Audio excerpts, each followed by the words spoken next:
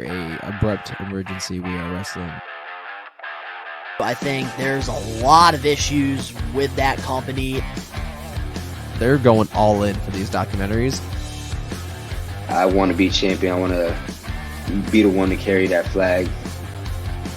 Hate being a wrestling fan and love being a wrestling fan sometimes, but realize we're all just selfish pricks. It's business. So when guys start getting released and stuff, I got questions that need to be asked. We are Wrestling Extra. What is up? We are Wrestling Maniacs out there worldwide. I'm the host with the most, Mr. We Are Wrestling himself, the best one, Donnie, here with a special guest. What's going on, everybody? Danny Huckins here, man. Former co-host, 1/3 of We Are Wrestling. Danny Huckins here, man. Filling in for Rage Circus, Mr. Rager. He had a little bit too much fun over the weekend, so, I'm just, it's going to be tough to fill his spot, but, hopefully I do a good job. I think you will, and congratulations, too, on all your success. I know you're close to 1,700 subscribers. Yes, I'm grinding away, bro. Grinding away, man. And, since I left We Are Wrestling, it allowed me to really, hone in and focus on, my own content, really getting myself out there or whatever. Because for a while I was dragging there, but, just once I left as a full-time member, I just, guns blazing. I just went full force with my channel, and I'm almost at less than 50 subs away from 1,700. So if you guys have not subscribed to my channel, man. Absolutely. Go support Danny. His link will be down below. But before we get into this crazy extra to start the week off hot, if you're not a We Are Wrestling Maniac yet already, and you're listening to this extra on Apple, Spotify, wherever you get your podcast, give us a 5-star review, not just any review, a best one review, and download the episode, and give us a follow. Helps with the algorithm. But if you're not a We Are Wrestling Maniac yet already, over on the YouTube channel where you get the best pro wrestling content, and you're not a part of the thousands of subscribers, we recommend you to hit that subscribe button now, turn on the post notifications. Videos be coming out of nowhere like an RKO, and of course you already know, the grind is real. Bro, man. What we're going to be talking about today is something that I honestly did not think was ever going to be a topic of discussion, but where should we begin, bro? Well, we might as well begin with the statement that Samantha Irvin put out, because in case you've been hiding under a rock and this is the first video you're hearing this news, earlier today, Samantha Irvin pretty much posted her departure from WWE. And we are going to pull up what she said, and I'm going to read it to you guys. So here we go. So Samantha Irvin pretty much posted this. WWE Universe, my time has come to an end as your Monday Night Raw ring announcer. I love you all tremendously, and it does not mark the end of my art. I have a lifetime more to share. Thank you to every WWE fan who accepted me. To the women's locker room, you are the most incredible group of people on the face of this earth. I am beyond proud to be your colleague and friend. To the crew and the cameramen, I can't thank you enough for the encouragement, the laughs. You created such a wonderful, positive atmosphere for me. Love you all. To the WWE superstars, past and present, I have thanked you since 1989 and will continue to thank you for the rest of the days for entertaining us, for raising the bar over and over again, for risking your bodies and finding new ways to keep us shocked and wanting more. There is no form of entertainment like this, and not just any entertainment can be a WWE superstar. The respect I have for you is more than I can express. Thank you for making it so easy to pour emotions and excitement into your instructions. You are the stars that the stars idolize. It doesn't get any bigger, and I'm proud to have used my voice to let the world know it. Thank you, Paul Heyman, Michael P.S. Hay, and Michael Cole. I will continue to apply what I've learned from you to every aspect of my career. Thank you for ingratiating my creativity. Thank you, Brian, Road Dogg James, Scott Armstrong, Gabe, and George for giving me my first opportunity to rise to the occasion. Thank you to Triple H for trusting me and showcasing me on this platform. Thank you, Mark Henry, for giving me my big break. I hope I make you proud. Thank you to all the coaches, producers, medical, writers, talent relations, makeup, photography, social media, digital, travel department, catering, merch, 2K team, referees, security, and announce team for everything you did to help me along the way. To my fans, my entire career, I've been waiting for you. We are meant to be, and I can prove it. Stay tuned. All my love, and still, Samantha Irvin. That was you know, uh before I read her statement on Instagram, I saw a lot of people posting like, "Oh, Samantha's leaving WWE." I didn't believe it at first. You know what I mean? Because she's just so beloved, and we haven't heard of another ring announcer like her since maybe Lillian Garcia, Howard Finkel. You know, she will definitely be one of the greats. I definitely don't think she's done with pro wrestling, and we'll get into that discussion. You know, the further into this extra we get. But it's gonna be very unusual to watch. You know, Raw on Mondays and not hear her famous announcements. You know what I mean?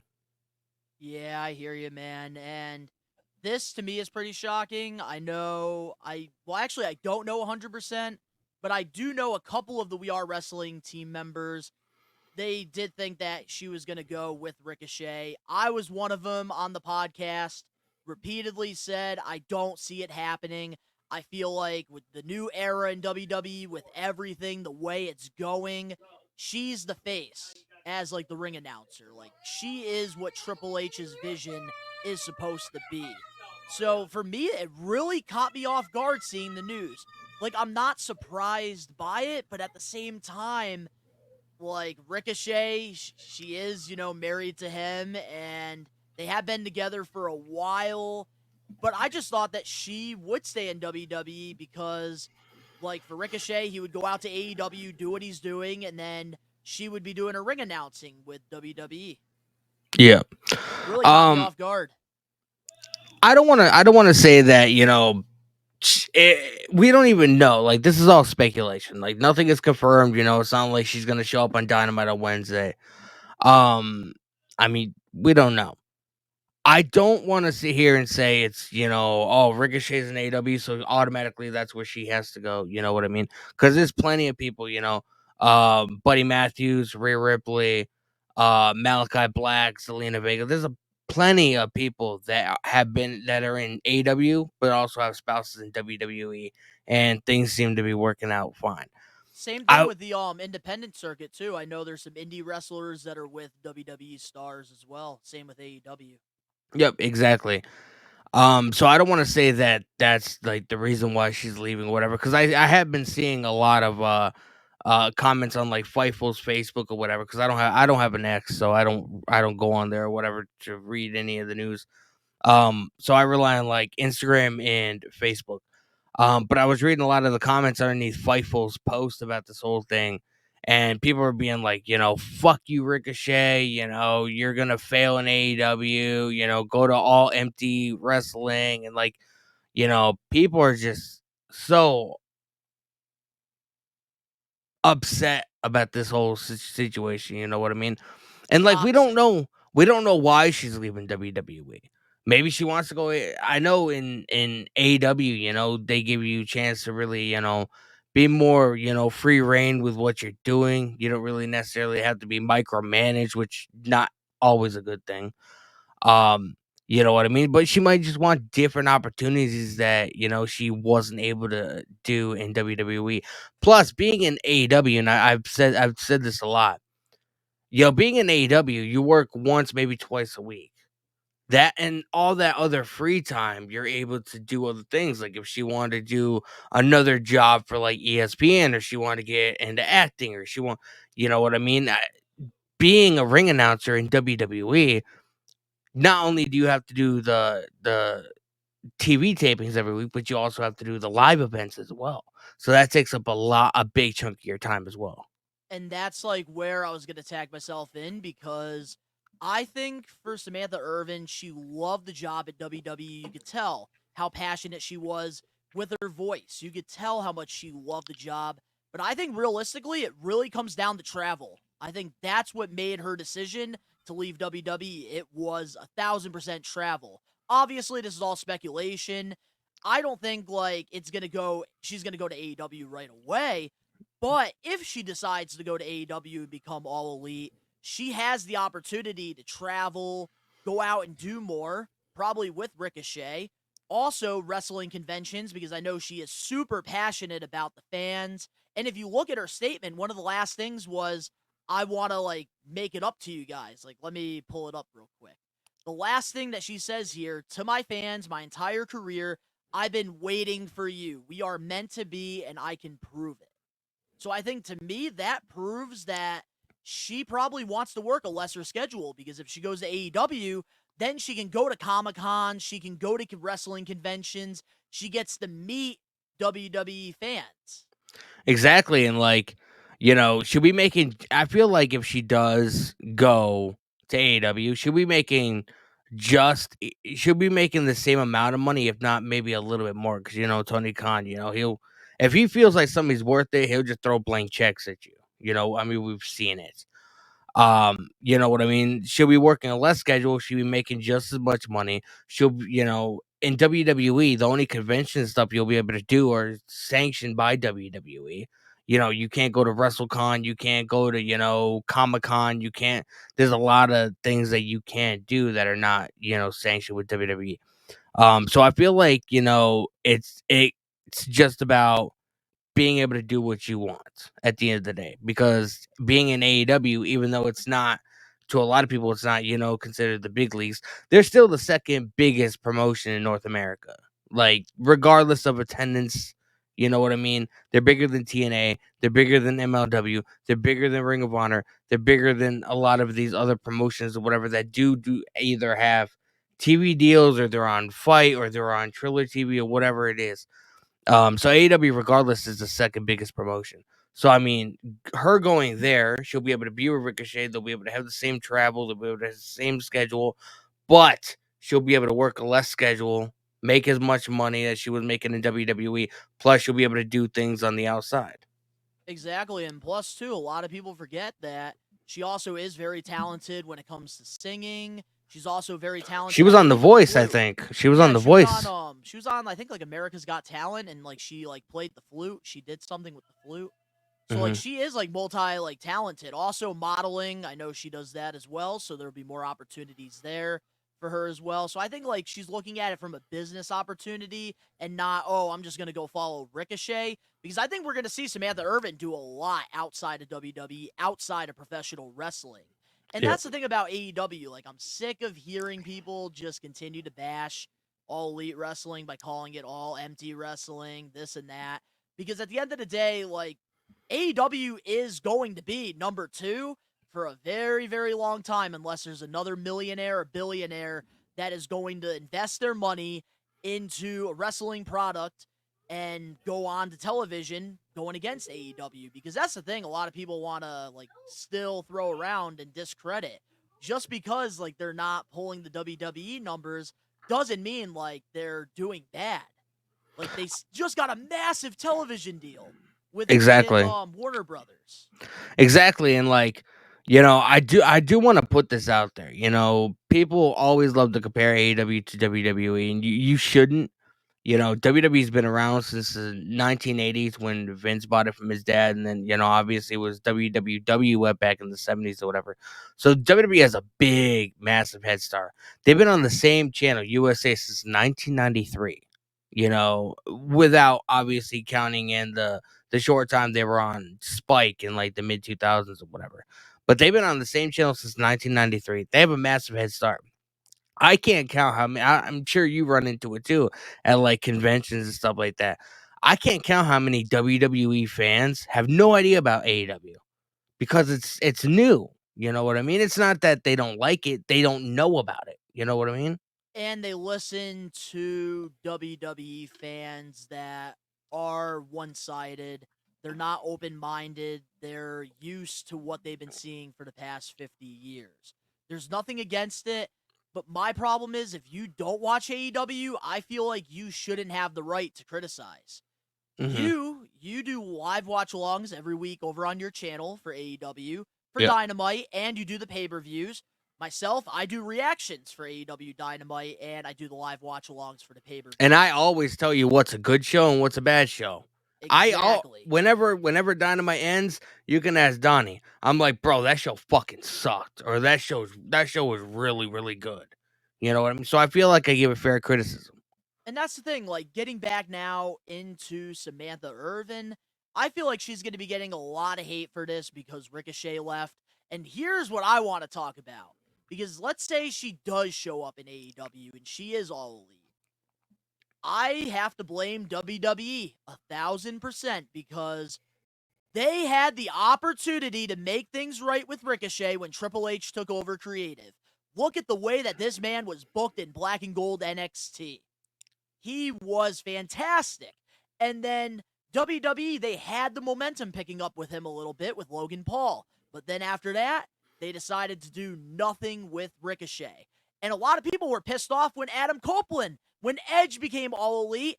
But at the end of the day, what was the one thing that Adam said? He wanted to work with Jay, which is Christian Cage.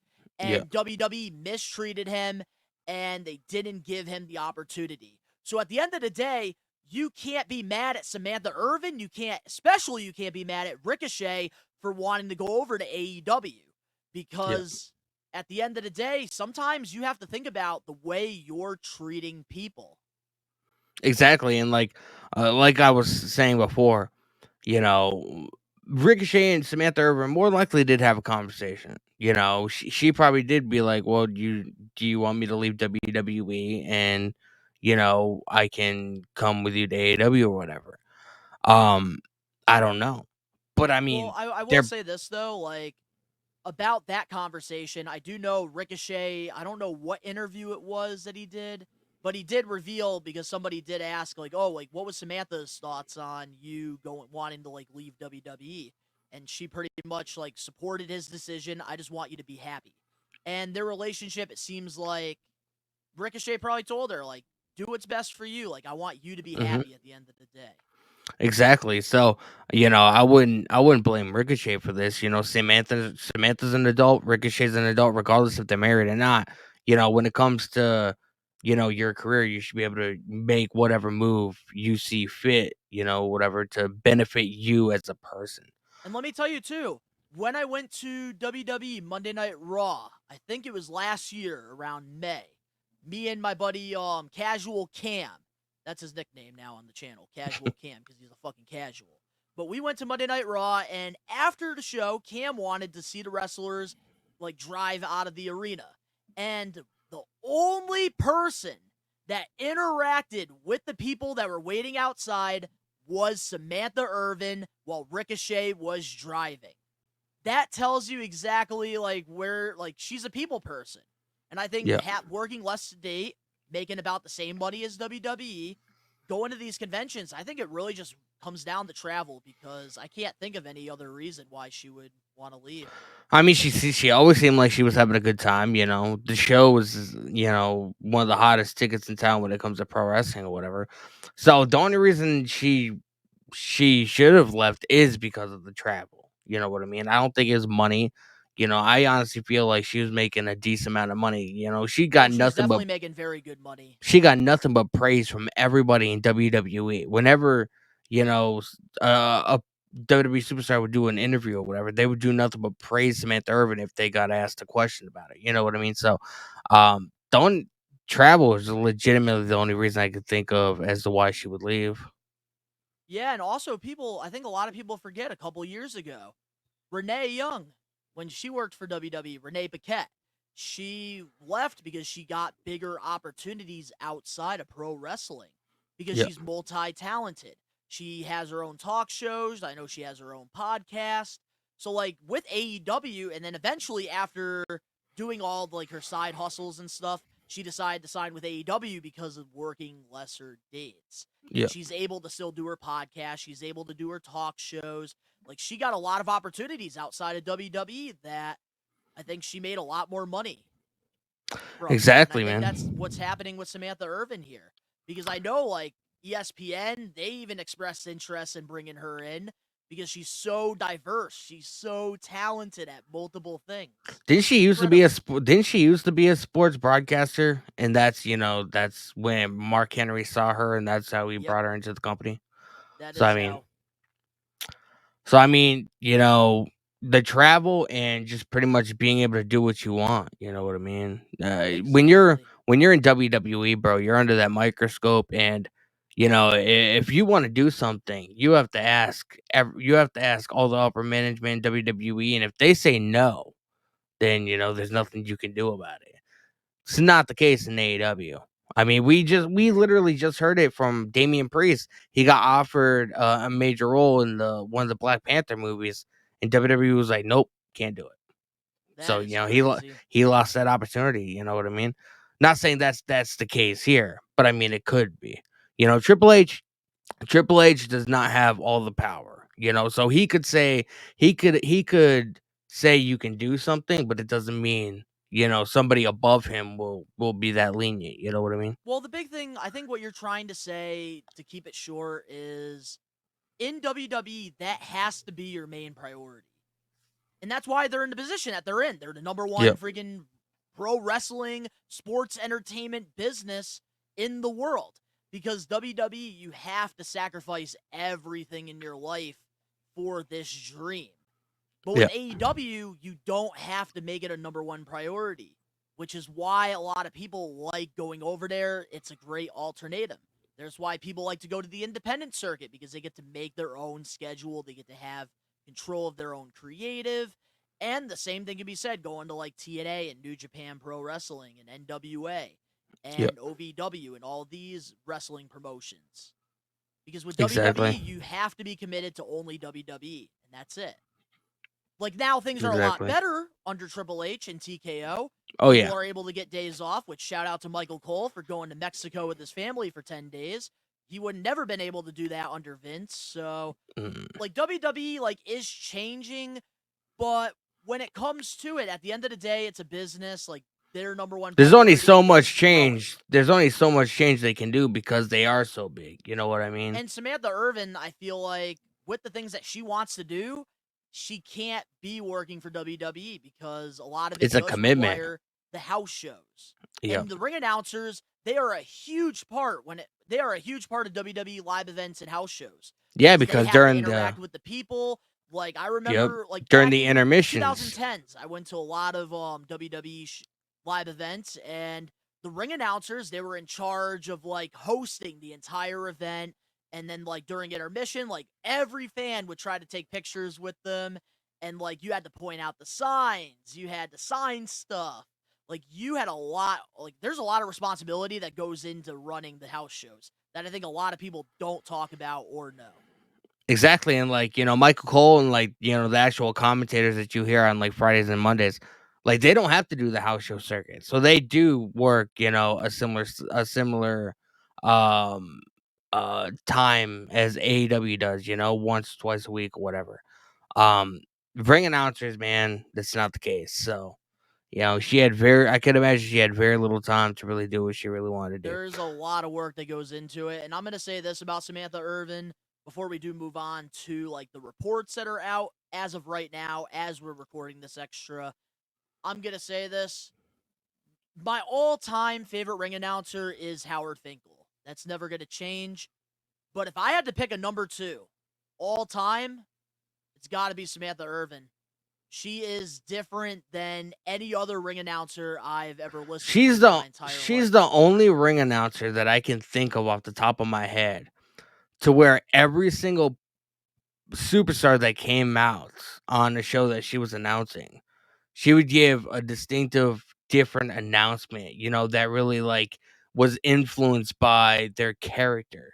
Like Chelsea Green.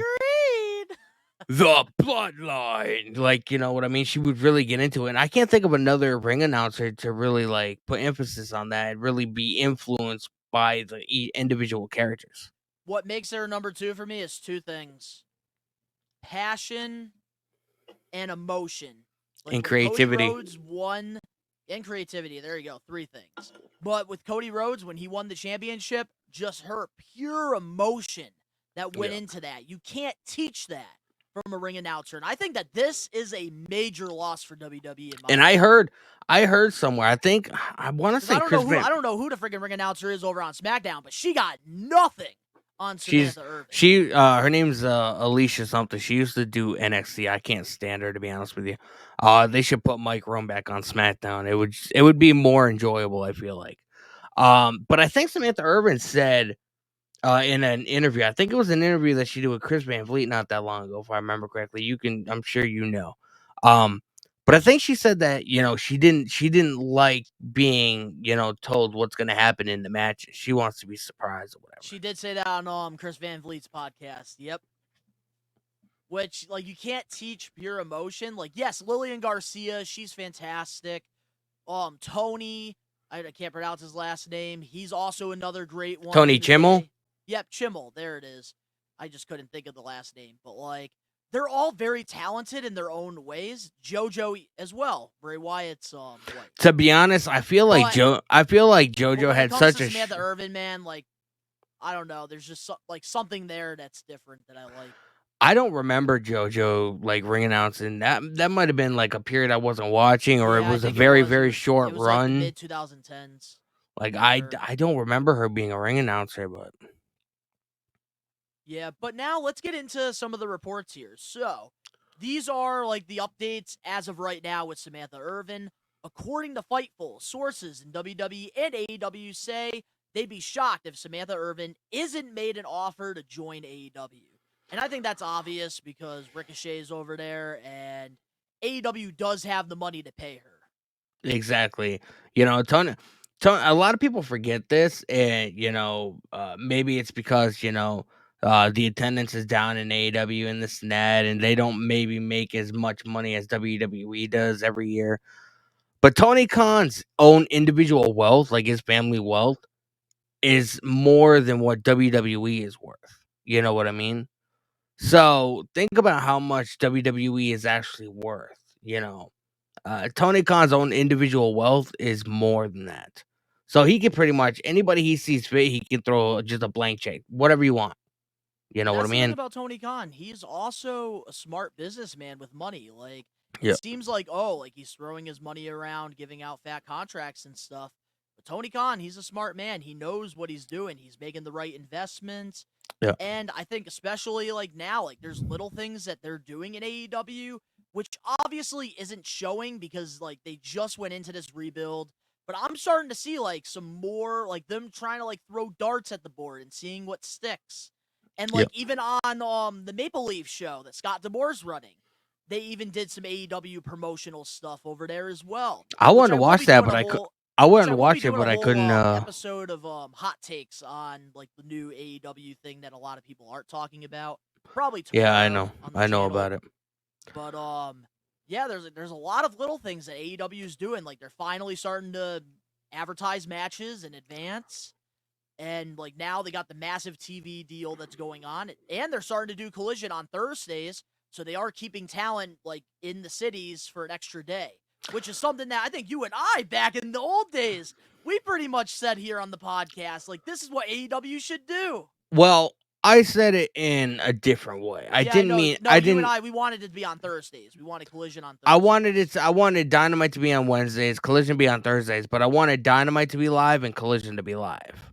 I can't stand tape shows, man. Like it drags on, there's like no emotion or whatever. Like even in WWE last week, during I think it was like at the beginning of the main event of Monday Night Raw last week, bro, it sounded like Joe Tessitore was like doing like half his commentary, like actually like recording it like we're doing right now. Bro, I heard reverb like he was doing it in his fucking kitchen. And they just added it into the show. Like I can't stand tape shows, man. I can't. I know. You're an Eric Bischoff guy. I am too. But also, we do have some reports though about tonight's Raw, and this is not 100% confirmed if she is going to be the ring announcer or not, temporary. According to PW Insider, Lillian Garcia is backstage at WWE Raw tonight in Philadelphia. I mean, I wouldn't mind it, to be honest. Like, I grew up on Lillian, like, in the Attitude Era, and, like, she sort of came in after Tony Chimmel, or after Howard Finkel, because I remember, I want to say around 99, 2000, 99, 2000. Howard Finkel was only like doing like the pay-per-views. He wasn't doing like Yep. the weekly shows, and that's when Lillian Garcia came in. So I kind of grew up on Lillian, hearing her on Raw and SmackDown or whatever. So I mean, that'll be a fucking nostalgia kick to the nuts if she is on Raw tonight. That'll be pretty awesome. Which I mean, I don't know when this is coming out, but I will be live streaming every Monday and Friday for WWE. This will be coming out as soon as we're done recording this. This is the whole point of a We Are Wrestling Extra. We want to get it out to the Maniacs as soon as possible. So Danny will be live tonight. I will be live tonight, 7:00. Get ready. I like to go on early to, really have a conversation with the people. So join me. Join them. But I will give my thoughts on Lillian Garcia being backstage at Raw. Honestly, it would be really cool to see her ring announce for a couple of weeks while they decide like what they're going to do moving forward without Samantha Irvin, fill in that void, which I know is going to be tough for WWE because she like really had a unique voice and sound, and like she was just very passionate about what she was doing. Was very creative. She had emotion, she had passion, and it's going to take a while for WWE to find that right one. But I think for now, having Lillian Garcia, I think that would be really cool, and I think it would get a lot of the fans' minds off of Samantha Irvin while they try to replace her. Exactly. I mean, if Lillian Garcia... WWE's first rodeo when it comes to people leaving. I mean, hey, man, I don't know if I'd be the only one, but I mean, if Lillian Garcia wanted to come back for, a short run or whatever, do it for, a couple weeks, as the Raw ring announcer, you're not going to hear a complaint out of me. Like I said, I grew up on her, so it'll be like watching the Attitude Era all over again, man. It'll be fucking wild. And I will say this, I love Samantha Irvin a little bit more than Lillian Garcia, but honestly, I am not going to complain. I love nostalgia, so if Lillian Garcia is our ring announcer for the next couple weeks, I'm not going to complain about it, and I feel like Ben will be really happy about that. And WWE likes to fucking bring in legends and do like cool spots and shit like that. Like that, they get off on doing stuff like that. I mean, how many legends did we see at fucking just Bad Blood? Why so many fucking legends at Bad Blood? It's like almost like every WWE Hall of Famer was there except for maybe like 3. They love having fucking nostalgia mixed into the shit. Well, let me tell you, Daddy, that Diamond Dallas Page post was one of my favorite topics to talk about on the We Are Wrestling podcast this year. I gotta say. Just, oh man, like hearing like the morals in WWE and like the way they treat legends, like everything being good. Really happy to hear that stuff. But I do want to wish Samantha Irvin nothing but the very best, and I feel like if you are listening to this or if you are watching this, go give some love to Samantha because she definitely deserves her flowers. I think that she was a huge asset for WWE, and regardless, like, whatever she decides to do, I would definitely thank her for what she's done because she was very talented at what she did. She was great at it, and it's only a matter of time to see what she does next. And if she goes to AEW, people shouldn't be hating. People shouldn't be shitting on it. It is what it is. You got to look out for yourself sometimes. You got to do exactly what's best for you. That's like you fucking, being a fry cook at McDonald's and then fucking, leaving McDonald's and going to fucking Wendy's. You know what I mean? You got to do what you got to do Wendy's sometimes. Wendy's gives you an extra $1, you take that extra $1. You got to do what you got to fucking do, man. So shout out to Samantha Irvin and, don't be a dickhead, man. If you're going to be a pro wrestling fan, be a pro wrestling fan. And, just appreciate that these men and women have another place to go to where they're able to financially be able to feed their families, man. That's what counts. Exactly. And that's the best way to end this. So, to all the We Are Wrestling Maniacs out there worldwide, let us know in the comment section below your thoughts on the whole Samantha Irvin news and what's one of your favorite announcements that she's made. Mine personally has got to be the Chelsea Green. Yeah, I was going to say that, but I also like the Bloodline. Like when she announces the Bloodline. Solo Sikoa. The American Nightmare, Cody Rhodes. So many if you classics, guys- man. If you guys enjoyed this extra and you guys want more of this, make sure to smash that like button now. If you're not a We Are Wrestling Maniac yet already, over on the YouTube channel where you get the best pro wrestling content. Highly recommend you guys to hit that subscribe button now, turn on the post notifications, because we are going to be having reactions all week long. Tomorrow, I will be doing a hot takes episode on some of the positive things in AEW right now that people aren't talking about, because we do want to spread some positivity here on We Are Wrestling. And also, we will be having the Sting Big Time Wrestling vlog as well. And on Friday, the We Are Wrestling podcast, which hopefully my audio is good for that. I mean, you sound good now, Like but you who do knows? prayer. The link's down, and you can go follow Danny and myself over on our social medias and other YouTube pages.